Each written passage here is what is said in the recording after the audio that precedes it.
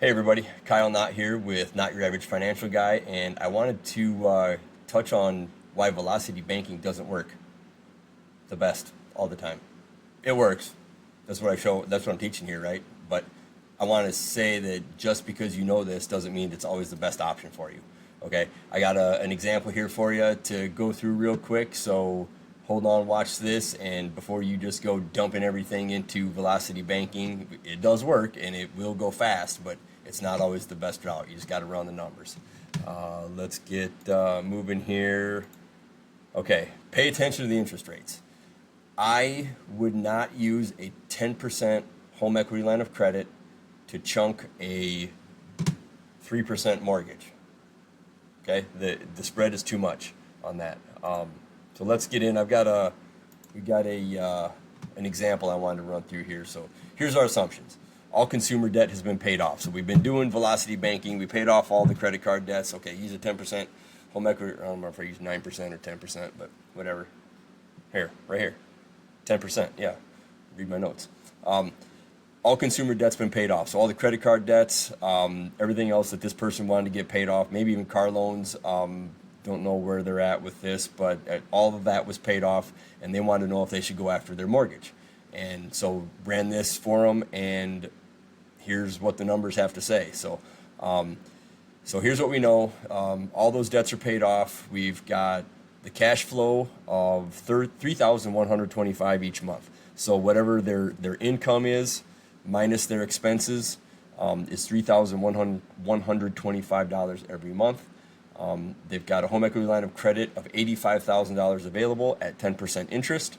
They've got a mortgage balance of $238,552 at 3%. So they got a really good rate here. Probably pre-COVID when everything was super cheap. And then they've got 325 remaining payments.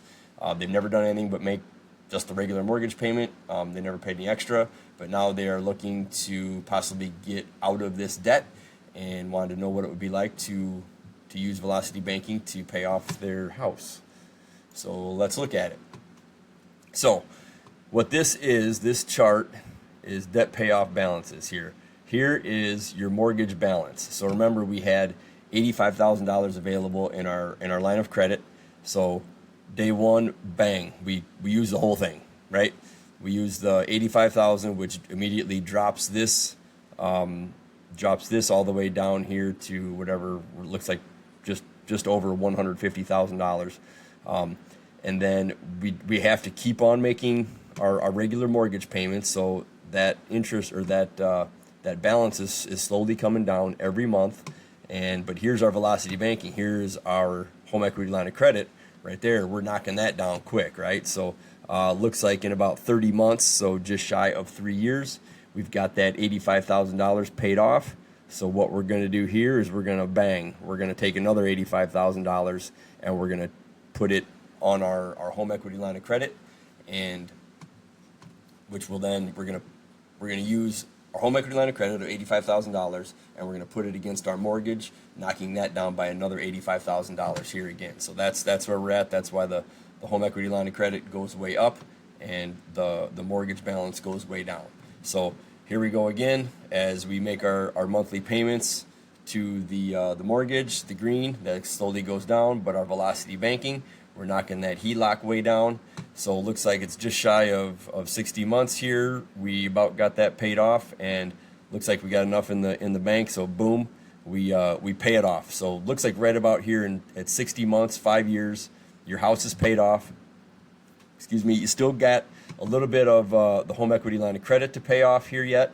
So it looks like 67 months to pay off your mortgage and your HELOC, and now these people are debt free. 67 months, 5 years, 7 months, and they had I don't remember what they had, a whole bunch of more payments left, 20 some odd years left. So great deal. You paid your house off way faster than you normally would have. So yes, velocity banking works, but let's look at it another way.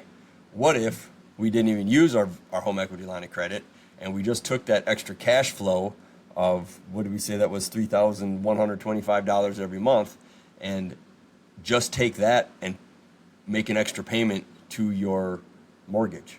All right. In this case, you've got a 3% mortgage. So instead of taking one big $85,000 chunk and then waiting about, 30 months and you take another big $80,000 chunk, every month now, we're just putting our free cash flow towards our mortgage, okay? And what this does is gets us paid off in 61 months. So with doing that, it's 6 months faster than using the velocity banking method, which is $19,820 cheaper, because remember, we didn't have to pay all that interest, and we've got that cash flow, 3125 freed up 6 months earlier, and so it's a little bit better than the velocity banking. So even though I am ecstatic about velocity banking, it's not for it shouldn't be used for absolutely everything. And I think if you got a mortgage at these low rates that we got in and around COVID, if you refied around there, 2020, 2018 to 2021, somewhere in there, you probably got a really good rate. And I would think about keeping that. And if you really want to get out of your mortgage debt, I get it, but you're probably better off just putting your free cash flow against your mortgage. And I know, okay, but if you do that, you can't ever get it back. Right, but you've still got your home equity line of credit available for $85,000. So that's kind of your emergency fund.